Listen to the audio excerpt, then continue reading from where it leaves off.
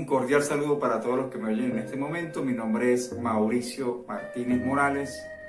Soy abogado litigante y en esta ocasión les vengo a hablar de lo que es cómo hacer una defensa técnica en las audiencias preliminares. Las audiencias preliminares es esa primera ocasión que da inicio al proceso penal acusatorio propiamente dicho y que se celebran ante el juez de control de garantía, y básicamente está compuesto por tres audiencias, que es audiencia de legalización de captura, audiencia de imputación de cargos y la audiencia de imposición de medidas de aseguramiento. Comencemos entonces con lo que es la audiencia de legalización de captura. Esta puede darse de dos maneras fundamentalmente. La primera es mediante orden escrita y la segunda es cuando la persona es detenida en flagrancia. Para poder llevar a cabo una defensa técnica en cuanto a la legalización de la captura, básicamente lo que busca un defensor técnico es que se declare ilegal la captura, y para eso vamos a enunciar 5 factores fundamentales para poder presentar una defensa técnica efectiva. Y la primera es, por supuesto, captura con orden judicial. En este caso vamos a analizar lo que es la captura material como tal. ¿Sí? En este caso, primero y principal, tenemos que tener en cuenta que según el artículo 128 del Código de Procedimiento Penal, se debe realizar una individualización completa de la persona. Además, se le debe leer los derechos del capturado que están en el artículo 303 del Código de Procedimiento Penal. Se debe especificar el hecho que se le atribuye. Se le debe decir a la persona que tiene la oportunidad de comunicar su captura a una persona que generalmente puede ser un familiar o preferiblemente que sea su abogado de confianza si es que tiene uno. Se le debe indicar que tiene derecho a guardar silencio. Se le debe dar la oportunidad para que se entreviste con su abogado de confianza. Y además de eso, se le debe respetar la dignidad en todo caso. Es decir, que el abogado de la defensa técnica debe verificar que todos estos derechos se encuentran respetados. En caso de que se verifique que se haya irrespetado alguno de estos derechos, puede dar como resultado que se declare ilegal la captura. Seguidamente, otro aspecto que conviene revisar técnicamente es la orden de captura. Estamos bajo el presupuesto que la persona fue detenida mediante una orden escrita. En este caso, según el artículo 298 que nos enuncia cuáles son los requisitos que debe cumplir esa orden, tenemos entonces que se le debe indicar claramente el delito que se le atribuye, se le señale la fecha de los hechos que supuestamente comportan un carácter delictivo, se le debe indicar qué autoridad lo está requiriendo, se debe verificar la línea de tiempo. Acá hace referencia a la línea de tiempo. La línea de tiempo indica que una vez que la persona ha sido capturada, la Fiscalía tiene 36 horas para presentarlo al juez de control. Es decir, que si no está dentro de ese lapso de tiempo, se puede también solicitar que la persona quede en libertad. Se debe verificar que esta orden tenga las firmas correspondientes, de que la orden tenga vigencia. Valga decirlo, toda orden de captura emitida por un juzgado tiene una vigencia máxima de 1 año, la cual puede ser prorrogable.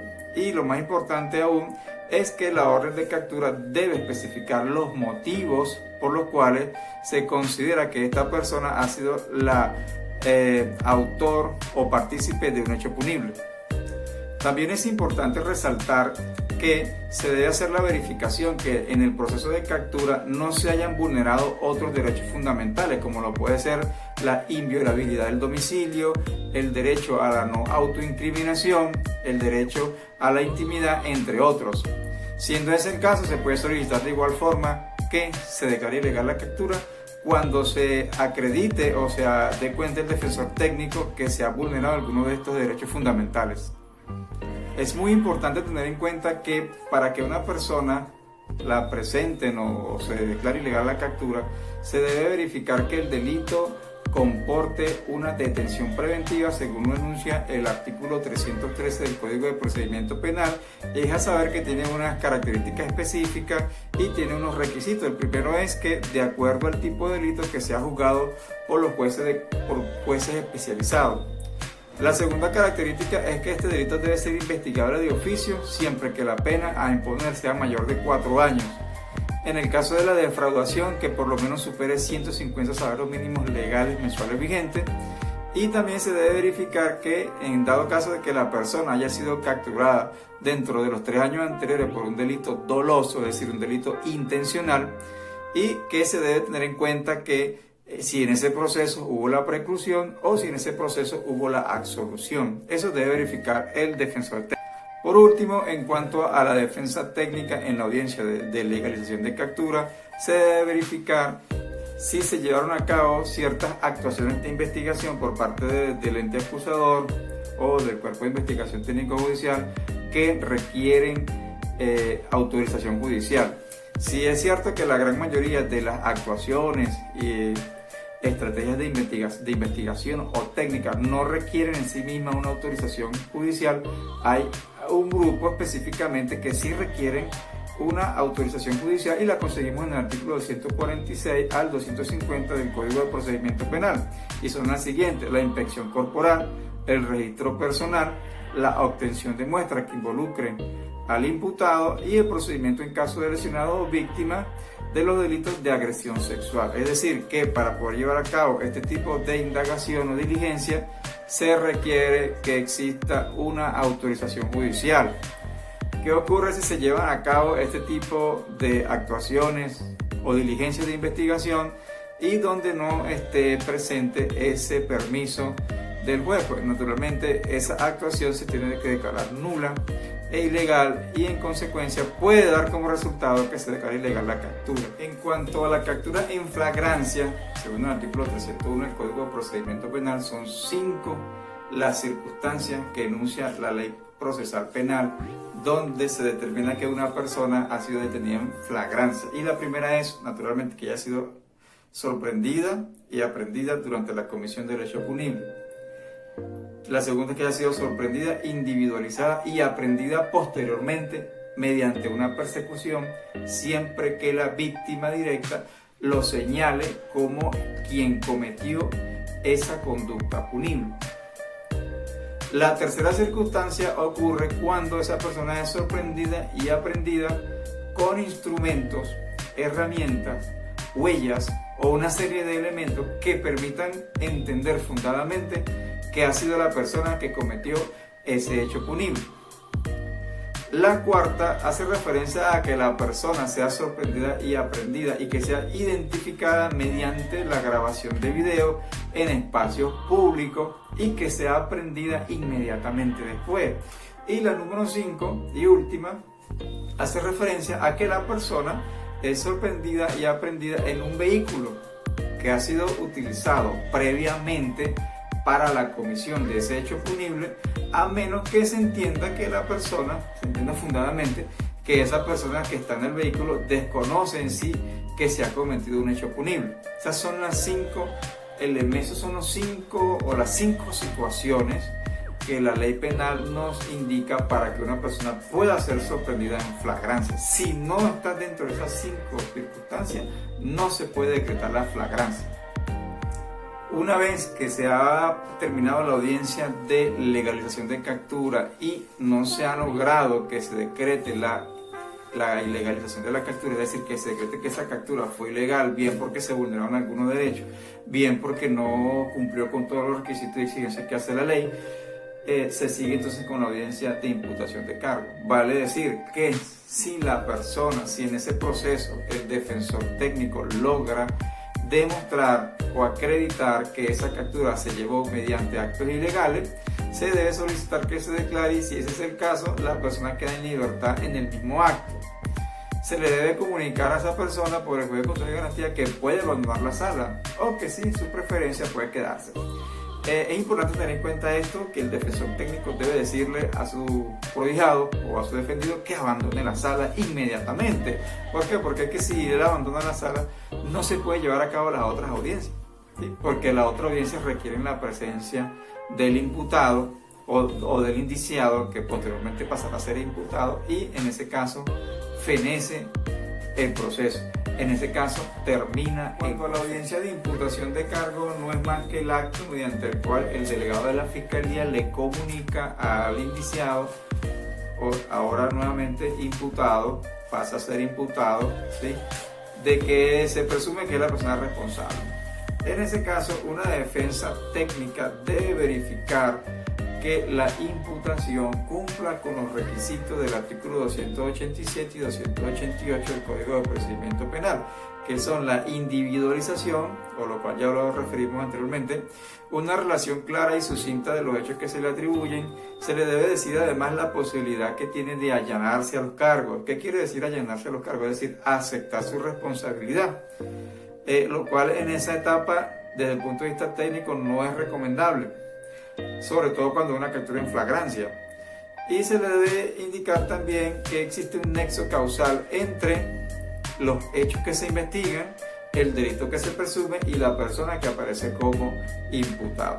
También se debe verificar esa precalificación del delito que hace el fiscal en cuanto a el tipo de la conducta penal, entendiéndose entonces que puede ser dolo, puede ser culpa, puede ser preterintención, y también en qué calidad, si es calidad de autor, coautor o partícipe. Y finalmente hemos llegado entonces a la audiencia de imposición de medidas de aseguramiento. Esta audiencia realmente, si se quiere, es un poco más importante porque es la que va a decidir si la persona en ese momento queda en libertad, o si se le impone una medida privativa de libertad, una medida no privativa de libertad, etc. En este caso, el fiscal toma la palabra y debe hacer una relación sucinta de los hechos y justificar y tratar de llenar los requisitos legales para poder imponer una medida de aseguramiento privativa de la libertad. ¿Cuál es la función de la defensa técnica?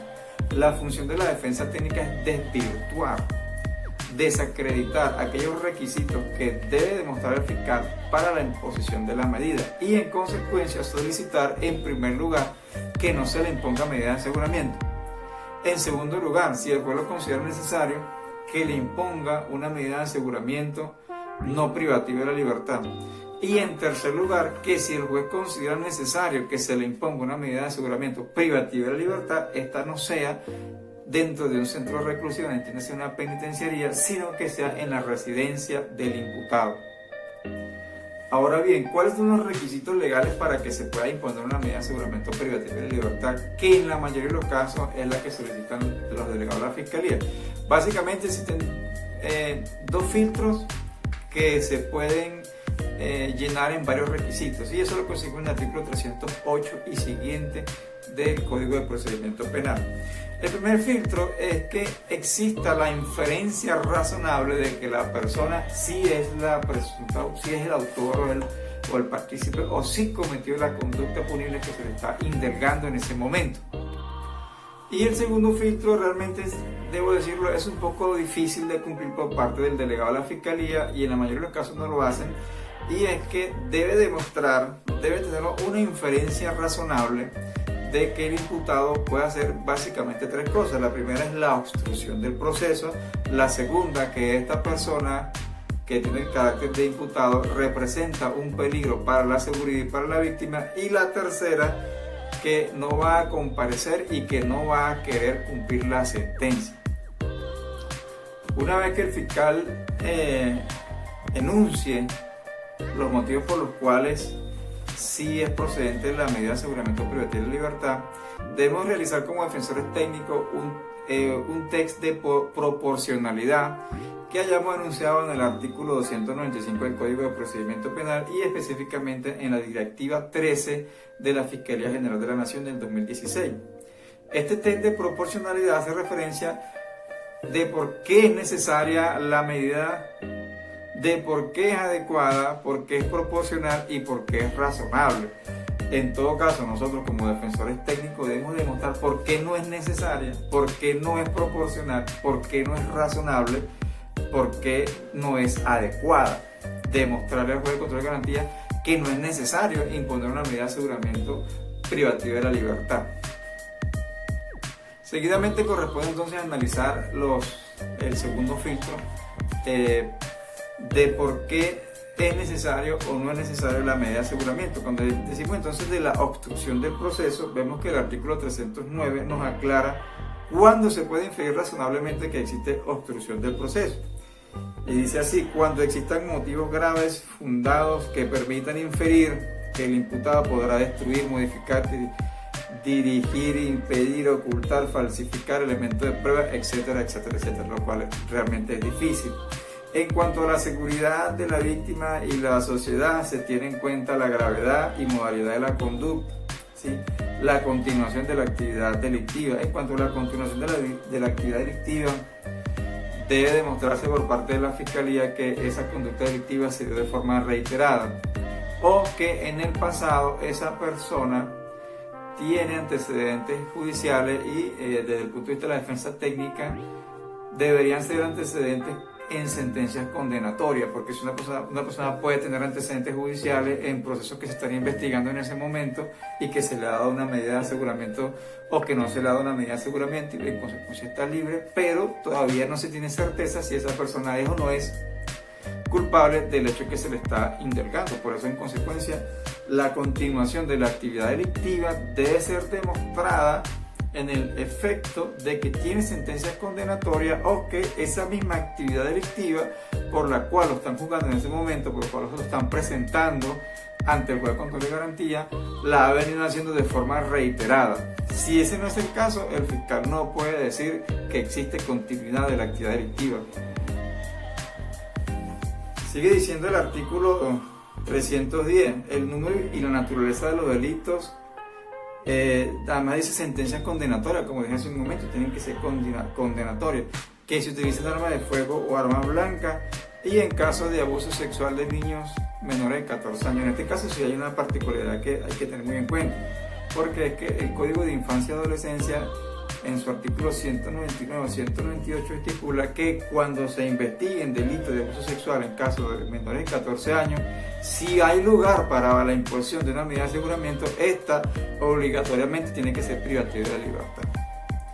En este caso, si se está ejerciendo la defensa técnica de una persona que se presume que cometió ese delito, lo que se debe intentar es que no se dicte medida de aseguramiento, porque usted no le puede decir al juez, señor juez, dictemos una medida de aseguramiento no privativa de la libertad. ¿Por qué? Porque la ley en sí misma prohíbe, en este caso particular, una medida de aseguramiento no privativa de la libertad. En cuanto al tercer aspecto, la comparecencia y el cumplimiento de la sentencia, tenemos que el artículo 312 nos dice que se debe tener en cuenta la gravedad, modalidad y la pena de la conducta punible, ¿sí? Esos tres elementos, repito, obstrucción del proceso, seguridad para la sociedad y la víctima, y la comparecencia y el cumplimiento. En cuanto a la imposición de la medida de aseguramiento privativa de la libertad, que es la que no queremos que le impongan a nuestro cliente, se debe tener en cuenta que el artículo 307, parágrafo 2 del Código de Procedimiento Penal nos dice, de modo grosso, que para imponer una medida de aseguramiento privativa de la libertad, quien la solicite, es decir, el fiscal, debe demostrarle al juez de control de garantía por qué las no privativas de la libertad no cumplen los fines esenciales, que es evitar que obstruya la justicia, seguridad para la víctima y la sociedad, y que comparezca y cumpla la sentencia. En otras palabras, el fiscal debe demostrar en ese momento que con una de las medidas no privativas de libertad no se van a cumplir esos fines esenciales de los cuales habla la norma, lo cual pues realmente no es sencillo, ¿sí? Y además el artículo 308, parágrafo 1, nos dice que la calificación provisional o la precalificación que haga el fiscal en el momento de la imputación por sí misma, ella por sí misma, no es suficiente para imponer una medida de aseguramiento. Y esto porque es importante, esto es sumamente importante, porque es que hay delitos que en efecto son como ofensivos, son delitos que son, digamos, desagradables, pero por muy desagradable que sea un delito, en sí mismo esa precalificación judicial que hace el fiscal al momento de la imputación, en sí misma, ella solita, por sí misma, no es suficiente para imponer una medida de aseguramiento. Eso debe tenerlo en cuenta la defensa técnica.